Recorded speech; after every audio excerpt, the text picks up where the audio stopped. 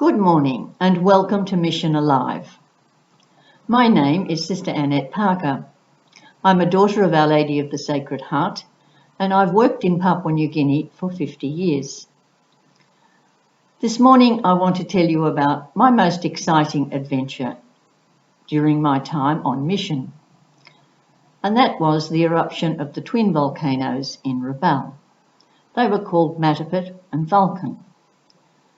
For weeks we had been hearing news of an imminent eruption, but it had gone on for so long that we'd become rather blasé and didn't take too much notice.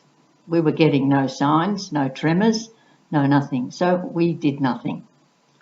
Then one morning we were woken by what sounded like anchors dropping, and as we were on the coast, I looked out the window and there were yachts and all sorts of small vessels coming in close by. That morning at Mass, I looked out the window and I could see a white cloud, a small white cloud, very pretty really, just on top of Matapit. At this time, I was in charge of a girls' boarding school. Most of our students were boarders. There were about 300 boarders and about 50 day students.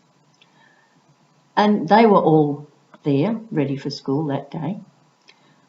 After Mass, we turned on the radio, found out what was happening, that there had been an eruption in Rabaul, and that the stages had gone from 2.5 to 3 and then to 4, which meant that an eruption was imminent. Well, it was more than imminent, it had happened.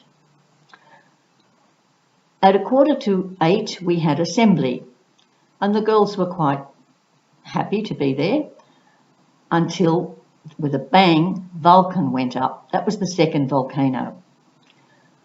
Well, there was one young teacher, and she ran out, very excited, and saying, "Poisonous gas, poisonous gas." Everybody just took off. The whole assembly vanished in front of our eyes. Down the road, out the gate, and they were gone. Sister Shirley and I decided we would have to go after them as we were responsible for them. So we took our truck, we took wet towels, water, biscuits. We didn't know how long we'd be gone or anything. Luckily, the girls' uniform was green and gold, a beautiful colour which stood out among the crowds of people thronging along the road or riding on trucks. We tracked the girls down.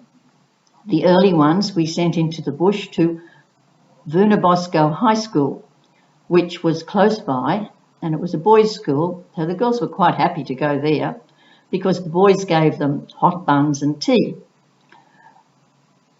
It took us till about 4 o'clock in the afternoon before we rounded up the last one. We all went back to Vunabosco to collect the others, and very, very reluctantly the girls got on the trucks to go back to Vunapopi. But when they got there, their reaction was really, really funny because they were very cross. Their school had been taken over by refugees coming from Rabaul. So they had left and it had been taken over. Fortunately, the teachers who were there had thought to lock up the girls' belongings.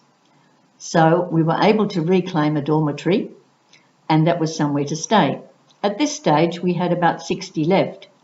Many anxious parents had turned up and had found their girls at Vunabosco and taken them home. But with the 60, we still had to look after them and feed them. We also ended up feeding the refugees. In fact, this continued until the following February. Afterwards, we sat on the lawn that night.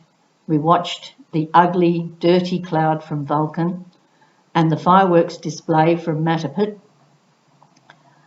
So we prayed the rosary and we thanked God for his care of us that day, because it really could have been so dreadful.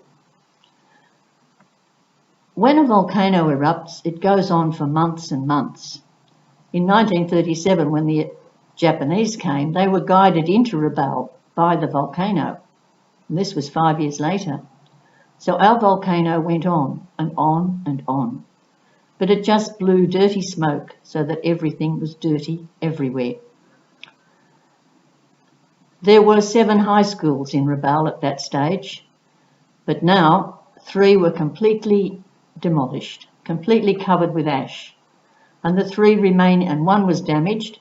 The 3 remaining ones attempted to take back their final year students for exams, but it was impossible for either the teachers or the students to concentrate. So for that year in Rabaul, there was no more high school.